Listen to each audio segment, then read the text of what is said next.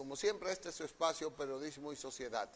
Cada mañana con ustedes en este conversatorio horizontal que entablamos para que tratemos de fortalecer nuestras esperanzas, nuestras perspectivas, que construyamos una sociedad mejor, pero para todos. Siempre con la ayuda de Dios, que es el que todo lo puede, todo lo ilumina, quien nos conduce a lo mejor de nosotros. Estamos desde Santo Domingo, República Dominicana, por el canal 19 de Cinevisión. Estamos también en una amplia plataforma de cables en todo el país que nos transmiten de manera simultánea, y en las plataformas de Facebook Live, de YouTube, Facebook Live, Andrés Matos y Periodismo y Sociedad, y una red de cables, de distintas plataformas digitales.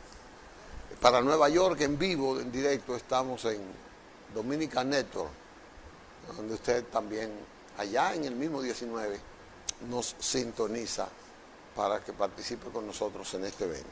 Hoy estamos a 9 de noviembre, ya se acerca el fin de año y se acerca la fiesta del lechón, a comer lechón, a comer pasteles. Eso todo es tradición.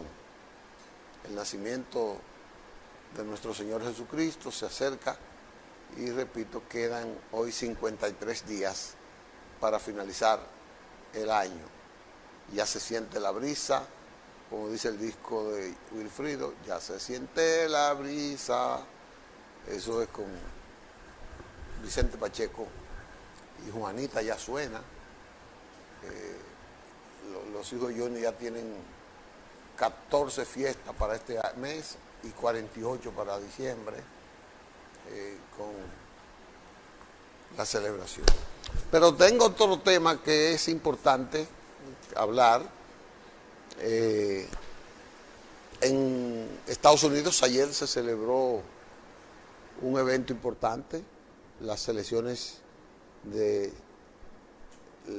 completivo del Congreso, de las gobernaciones y de otros cargos. Ayer se elegían la tercera parte de las gobernaciones y de las dos partes del Congreso, del Senado, porque en la Cámara de Representantes se elegía total. Hasta ahora los republicanos están perdiendo. Los republicanos tenían mayoría en la Cámara de Representantes, tenían 2 votos por encima de la mitad de lo que se requiere, pero hoy están perdiendo cerca de 30 y tantos escaños, y eso pues evidentemente que los ganaría el Partido Republicano.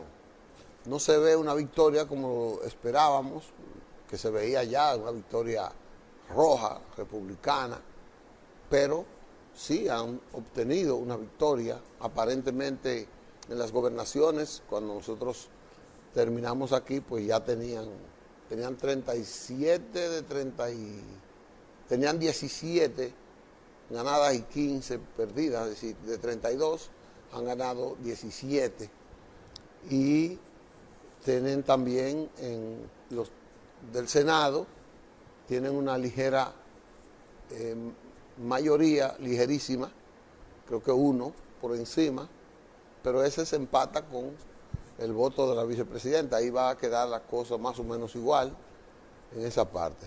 Donald Trump, sus candidatos no fueron premiados, no fueron beneficiados. Los candidatos de Donald Trump en las principales ciudades fueron derrotadas, pero Donald Trump sigue siendo la figura que tiene mayor potencialidad de ser el candidato republicano en los Estados Unidos. Hay estados que son claves, que eligieron senadores que también potencializan candidaturas presidenciales en esa parte, y como la Florida, que tiene sus republicanos potenciales, sobre todo los descendientes de latinos, como el senador Rubio, que volvió a ganar en esa parte. Tengo entendido que la señora Pelosi, que es la actual presidenta de la Cámara de Representantes, volvió a ganar. Ella representa el estado de California. Y que nuestro Adriano Espaillá también volvió a ganar, que es también una noticia importante para nosotros en esa parte. Vamos a esperar el conteo, que terminará quizás hoy, mañana, pasado. No sé cuán reñidas puedan ser en algunos estados para poder definir quién va a ganar. Pero así va la democracia norteamericana con este proceso de ayer, que se perfilaría y pudiera incidir en quiénes serían los candidatos para repetir o para ganar en las elecciones presidenciales, que todo lo es indicar que Biden va a repetir y que va a ser postulado, no que va a repetir, y que pudiera ser que Donald Trump también repita. No es un sueño, no es un déjà vu, no es nada de lo que usted se imagina, es que esa es la realidad política que vive el país.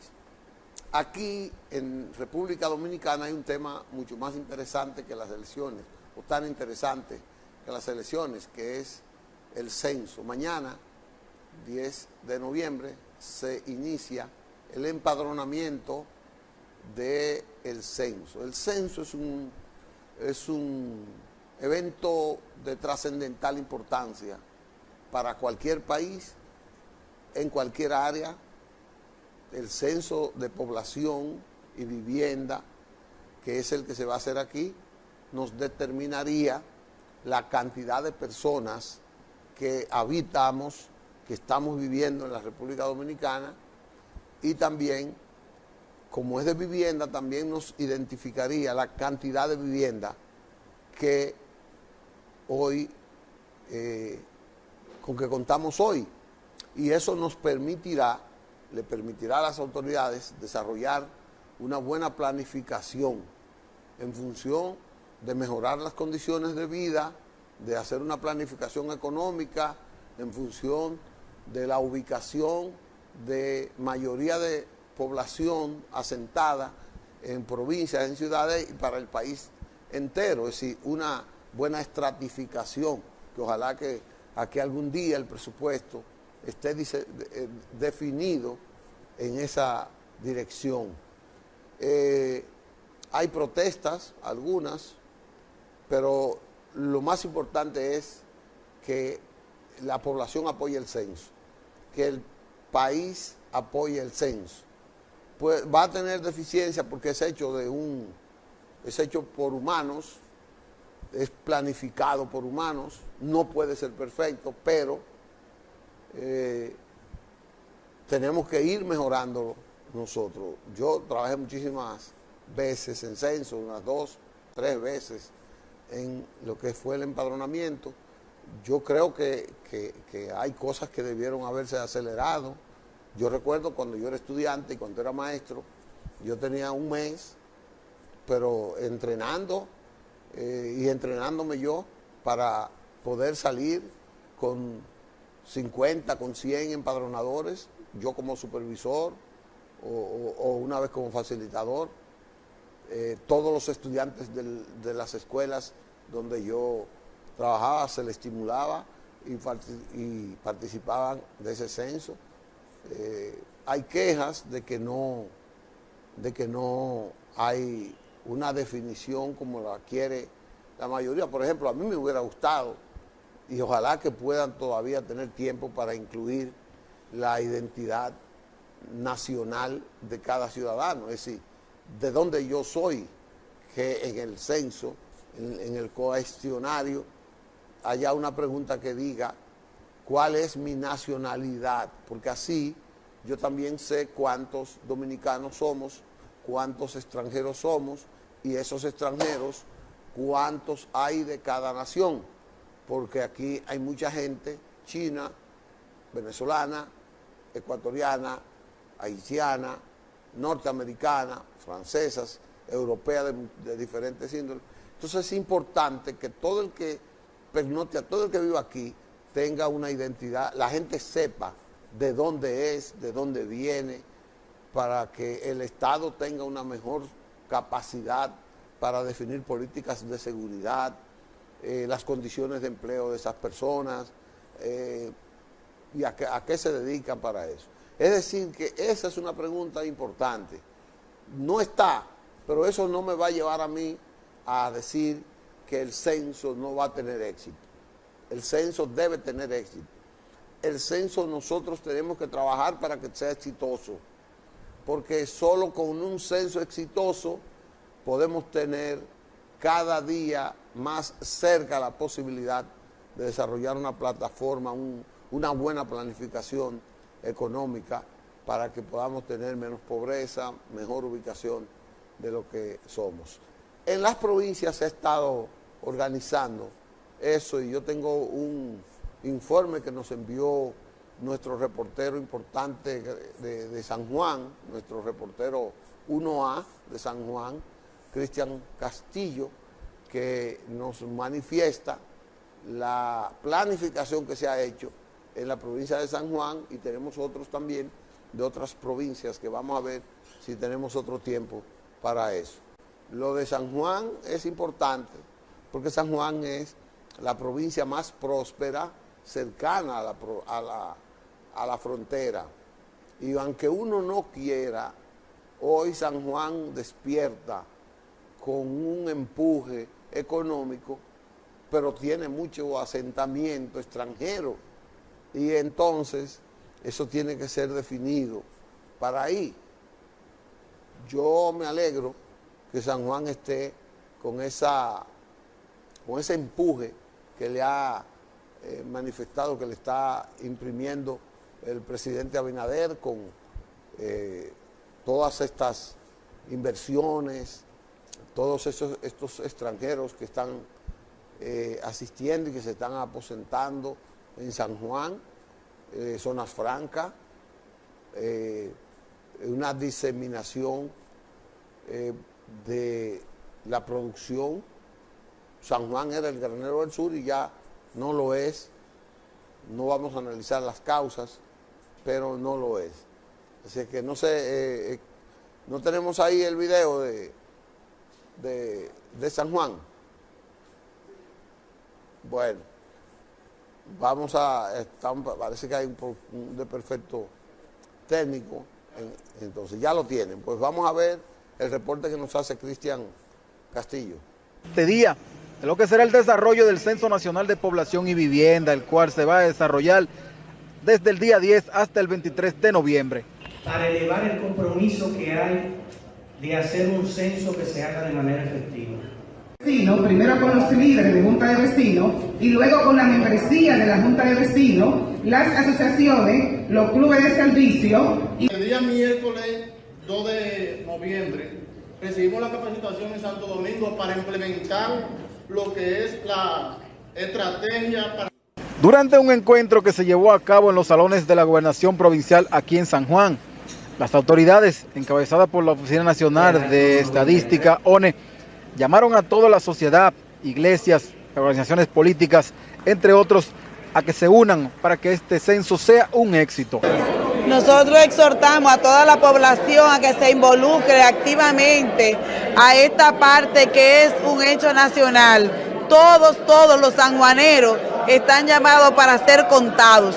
Este censo tiene una vital importancia para lo que son las políticas públicas, la inversión del gobierno en nuestra provincia. Don Grullón, nos toca apoyar a San Juan y ser, junto con la gobernadora, las diferentes instituciones, los diferentes también organismos civiles y partidarios, religiosos, ser un apoyo a que haya la cohesión, a que tengan el respaldo y que se haga un buen censo en San Juan.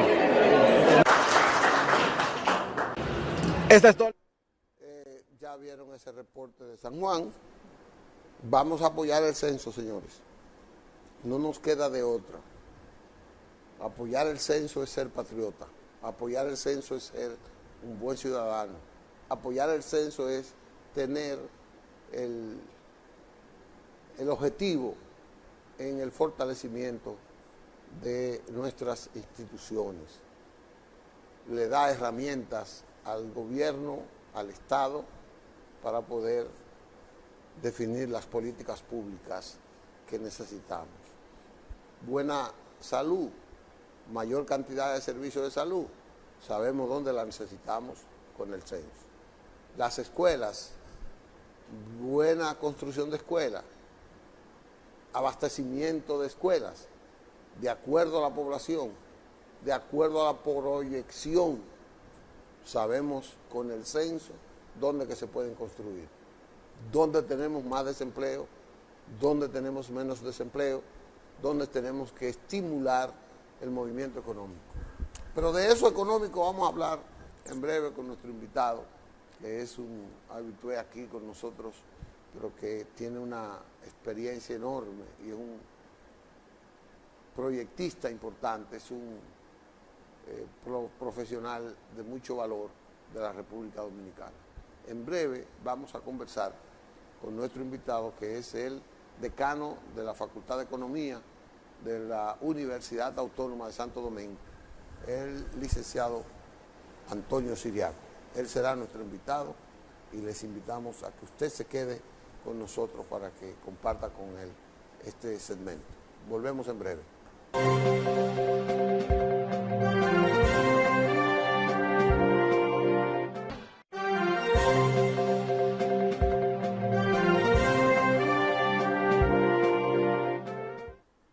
Bueno, regresamos con ustedes.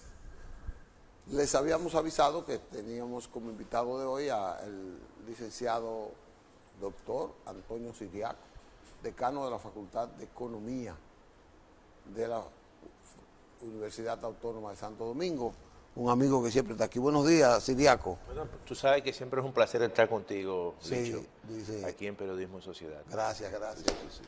Siriaco, la economía dominicana, tenemos que hablar porque ya finaliza un año y estábamos asustados a mediados de año, una hiperinflación, había una situación preocupante por las familias, yo he visto que ha bajado. ¿Es que era política o era real la inflación? Porque ahora no está como estaba antes. Mira, tú sabes qué ocurre, que la inflación que estaba ocurriendo y básicamente ha venido cediendo, es una inflación importada. No es una inflación que sea importada. No se ha generado dentro de la dinámica misma de la economía dominicana.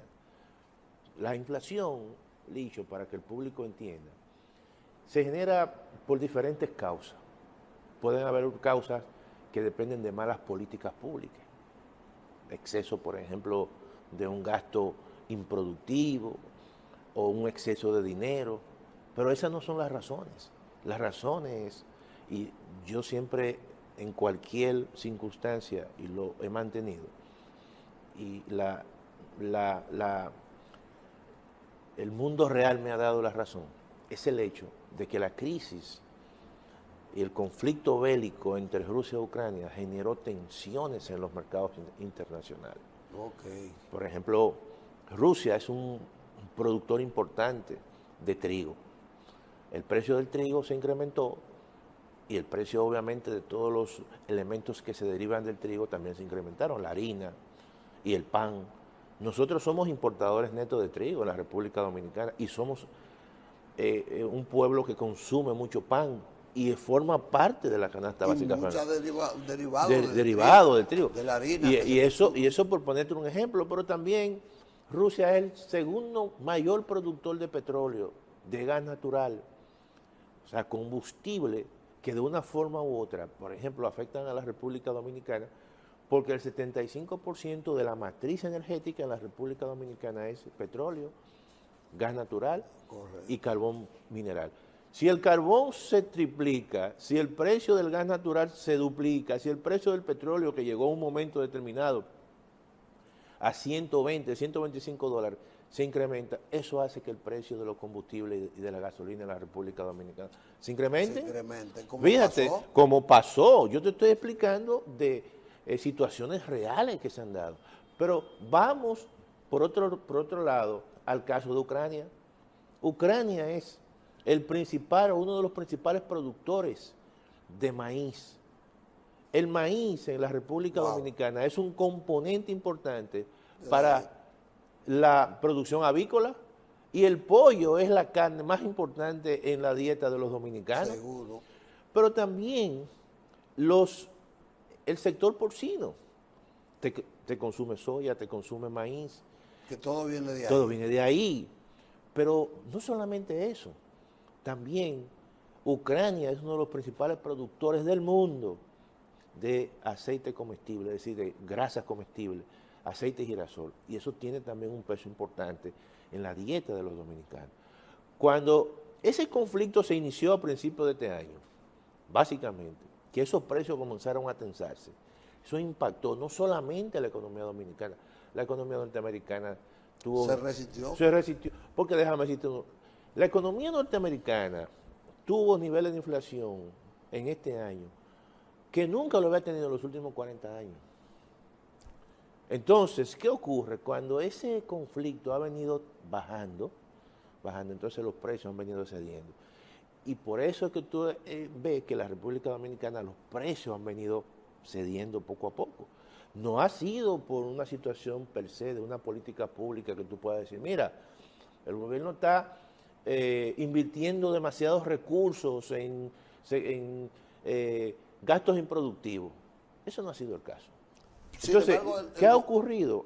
Como una estrategia, y eso es correcto, incluso yo estaba leyendo en estos días un artículo de Paul Krugman, premio Nobel, y él decía, los países que han establecido estrategias de apoyo de ingresos y de fijación de tarifas de productos y de servicios públicos básicos son aquellos que han tenido un mejor desempeño durante este año y han evitado que los niveles de inflación... Eso que han congelado los precios. Claro, eso es correctísimo. Eso pasó en Europa. Ahora mismo el gobierno, por ejemplo, de Pedro Sánchez. ¿Qué hizo el gobierno de Pedro Sánchez? Que Europa ha sido quizá la principal afectada con este conflicto bélico. Y los precios, por ejemplo, de los combustibles, los precios de las tarifas eléctricas se han incrementado porque usan mucho gas natural. Y eso ha impactado, obviamente, ese mercado. Lo que hicieron fue, básicamente, que fijaron determinados precios claves y comenzaron y le dieron apoyo a familias de bajos ingresos en términos de mejorar su capacidad de compra. ¿Qué ocurrió?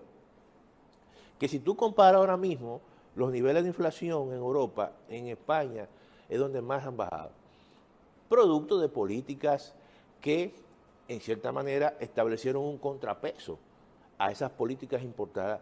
Las políticas hoy en día, básicamente la inflación hoy en día, en la República Dominicana, esa fue la tesis de nosotros esencialmente, ha sido una política, una inflación importada que no tiene absolutamente nada que ver. Para contrarrestar eso, yo veía muchos anuncios de que el gobierno invertía decenas de miles de millones de pesos en subsidiar precios, como por ejemplo, yo recuerdo que los precios de la harina, llegó un acuerdo, los precios de los eso era correcto. Nosotros, por ejemplo... pero mucha gente dice que no. Bueno, pero si tú te imaginas los niveles de inflación, por ponerte un ejemplo, los ejercicios que se hicieron y que hemos hecho los economistas, generalmente, es que ¿qué hubiese pasado con los niveles de inflación si no se hubiesen establecido subsidios precisamente para contener el incremento de los precios? ¿Tú sabes cuánto había? En estos momentos, un 15%. En estos momentos. Si no se hubiesen dado esos subsidios, la inflación hubiese llegado a un 15%.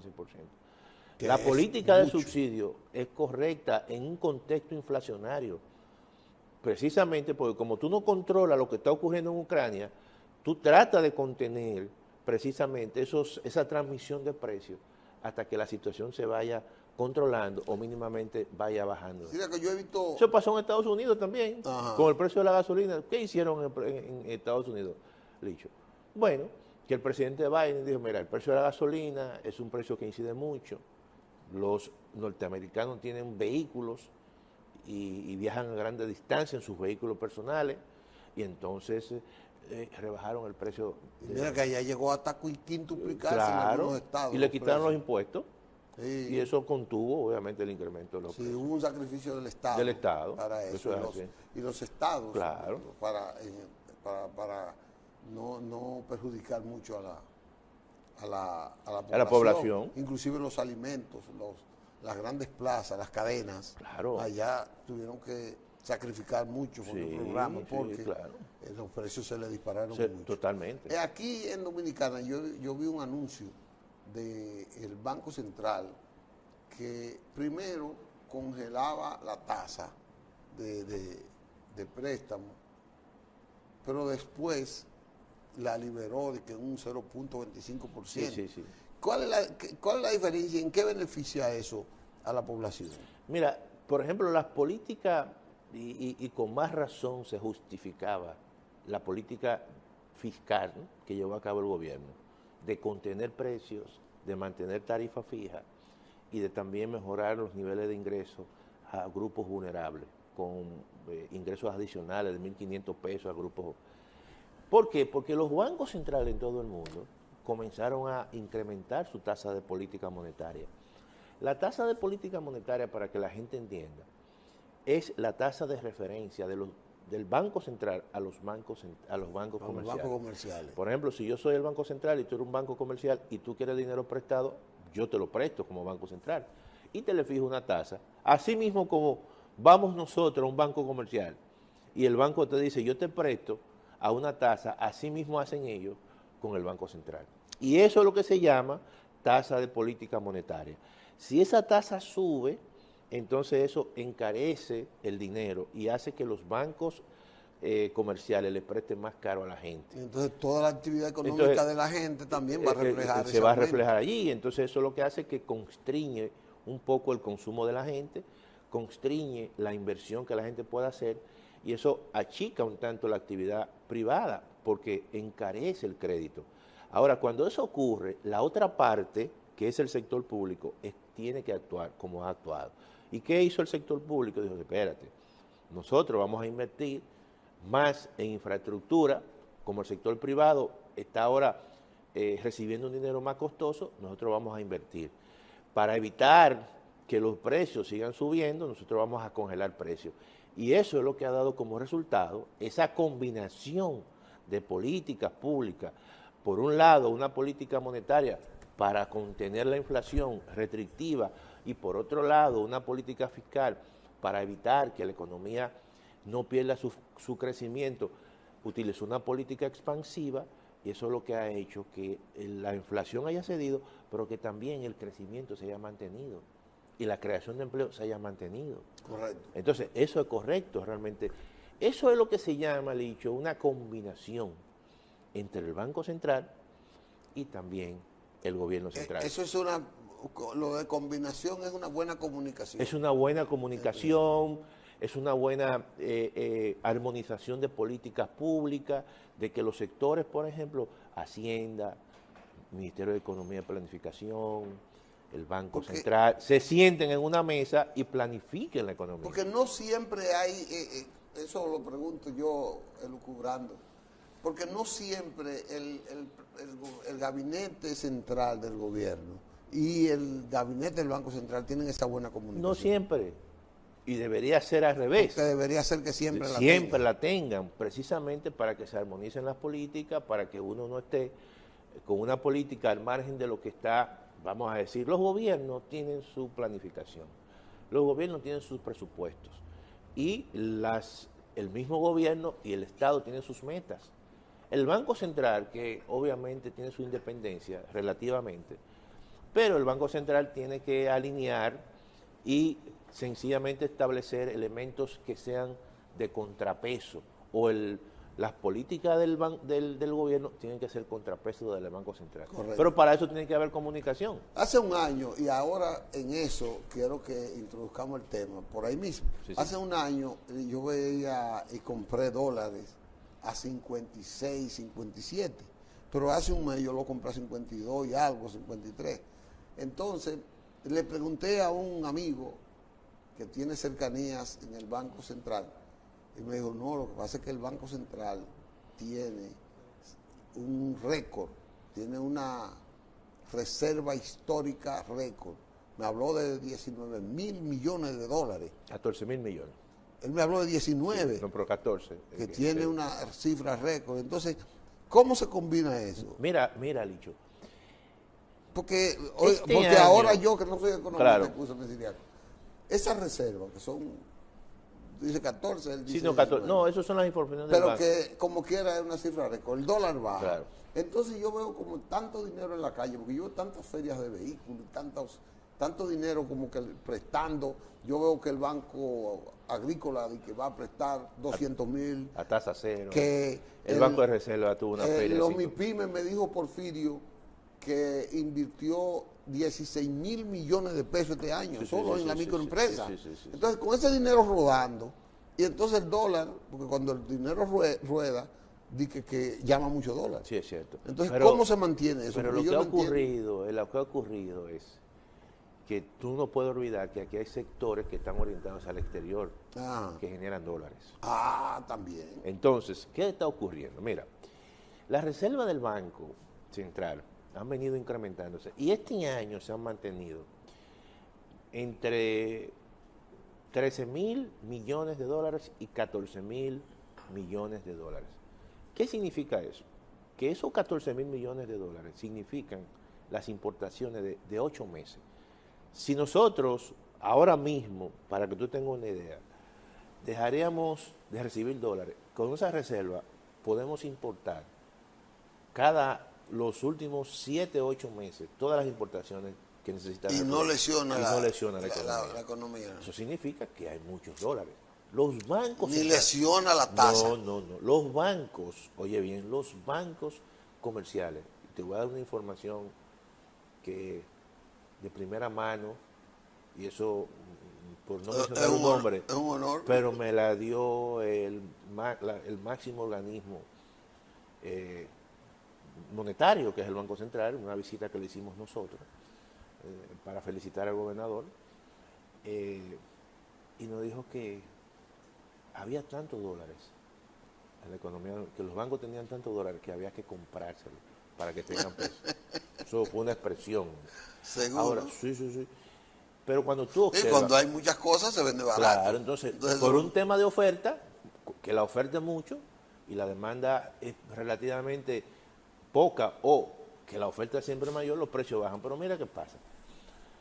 El sector turístico este año va a recibir por más de 7,000 millones de dólares. Ve anotando. 7,000 millones de dólares. Oye bien, las exportaciones... Eso es más que las exportaciones que nosotros hacemos. Oye bien, las exportaciones de bienes nacionales y zonas francas este año van a recibir por lo menos 14,000 millones. Estamos hablando de 21,000 millones. Oye bien, si esos 21,000 millones tú le sumas los casi 9,000, 10,000, 9,000 y algo millones, oye bien, de remesas, estamos hablando de 30,000 millones. Ya son 9,000 millones de remesas. Este año. Y si tú le sumas posiblemente los 3,500 millones de dólares en inversión extranjera, estamos hablando de como 35,000 millones, más las reservas que tiene el Banco Central, estamos hablando de que este año, en el torrente de la economía dominicana, hay casi 40,000 millones de dólares que ingresan, que están aquí. ¿Y cómo eso se revierte? Entonces, eso es lo que en cierta manera está presionando hacia la baja de la tasa de cambio. Pero déjame decirte una cosa, eso me beneficia a mí, te beneficia a ti, pero al sector turístico no lo beneficia. No. Porque si el sector turístico hace así, y antes cambiaba sus dólares a 60 por 1, ahora lo cambia al 54. Ya gana menos, Gana 7 puntos menos. Y el que recibe remesas, que antes la cambiaba al 60. Entonces, la economía, para que la gente entienda, no es un juego de que uno gana y otro pierde. Tiene que ser un equilibrio de suma cero. Entonces, y un sacrificio y por eso es que, mira, la tasa de cambio en estos momentos pudiese estar a 52, 51 por 1. pero hay que mantener la 54 porque tú no vas a perjudicar a los sectores exportadores. Seguro. Porque tú tienes que darle O sea, rentabilidad de a acuerdo ellos. a las reservas, de acuerdo claro, a los ingresos de a los dólares, ingresos. puede soportar un precio de 50, 51. Claro. Pero entonces perjudica, a eso que producen esas divisas. dólares. Entonces tú tienes que mantener un equilibrio. El mundo... ¿Quién dirige esa política? ¿El Banco Central o el gobierno? No, el Banco Central es que mantiene el control. Ellos tienen una plataforma, oye bien, hay que decir lo siguiente, que la economía dominicana se ha transformado en las últimas décadas. Mira, Sí. antes, ¿quiénes manejaban los dólares antes? Las casas de cambio. 3 casas de cambio. Tú no tenías control, ni el Banco Central tenía Nadie, control. nadie. ¿Qué hizo Murió el Banco? gente Claro, por la por manipulación. eso. ¿Qué hizo el Banco Central? Bueno, el Banco Central comenzó a tecnificar todo. Dijo, yo no tengo control sobre ese grupo. Lo que nos conviene a nosotros es que el 80%, el 85% de las divisas los manejen los bancos múltiples o comerciales, que es donde hay un control, El sistema financiero tiene control de eso. y nosotros tenemos control sobre ello. Y eso se transformó, y hoy en día existe una plataforma, oye bien, una plataforma tecnológica, que el Banco Central ahora mismo sabe cuántos dólares tiene un banco. Porque el 85% de los dólares que se manejan en el país lo manejan los bancos múltiples. Y eso es bueno, porque eso tú sabes dónde está el foco del problema. Si hay especulación, tú dices, Tú sabes dónde. pero antes tú no sabías. Sí, y sobre todo aquí hubo también mucha inseguridad por Claro. ese agiotismo. Claro. Y muchos propietarios de bancos. Claro. Bueno, pero a mí me alegra mucho esta disertación en función de que he aprendido mucho. Claro.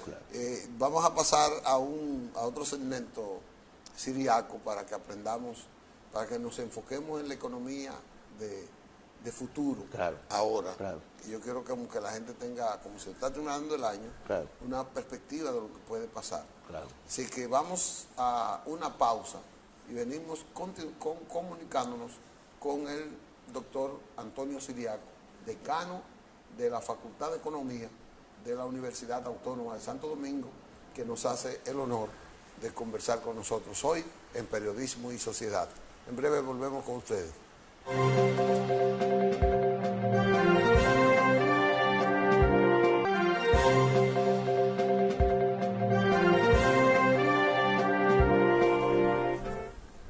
Bueno, regresamos con el doctor, profesor Antonio Siriaco, decano de Economía de la Facultad de Economía, valga la redundancia, de la UAS.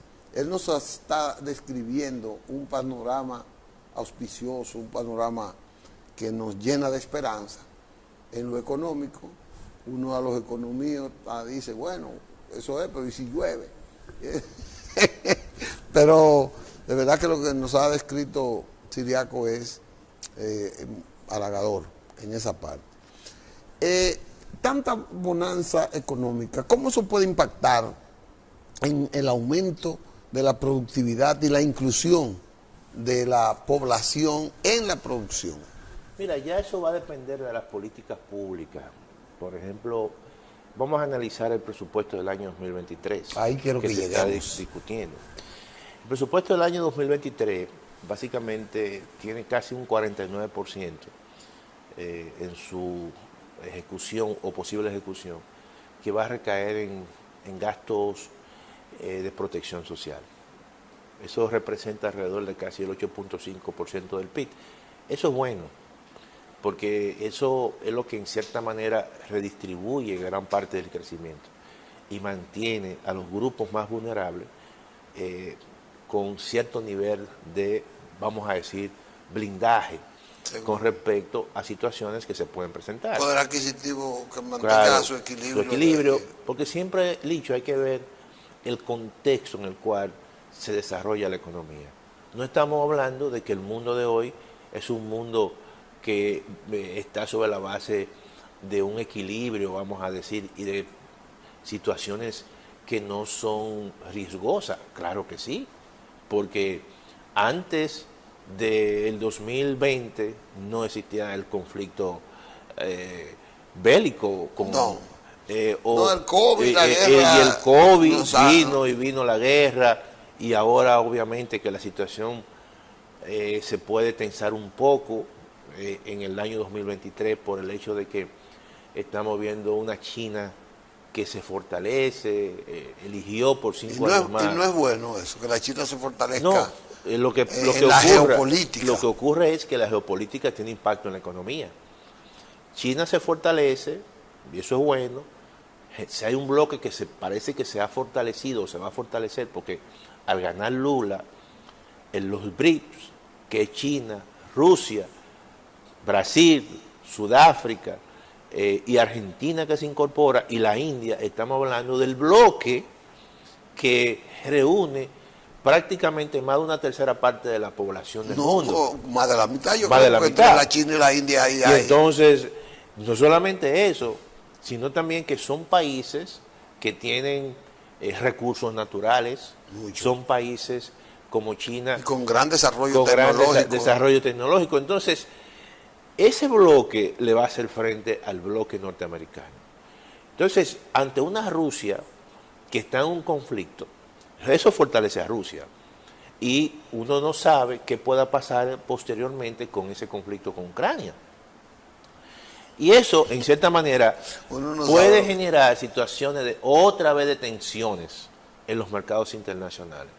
Entonces, nosotros somos países netamente importadores de petróleo, netamente importadores de muchas materias primas agrícolas, y yo siempre veo todo esto con mucho cuidado, y por eso es que las políticas públicas tienen que tender a avisorar ese futuro y proteger a los grupos más vulnerables. Y el presupuesto nuestro del año que viene tiene una buena carga de inversión de capital para la reproducción. Claro, eso es muy importante, eso que tú has mencionado.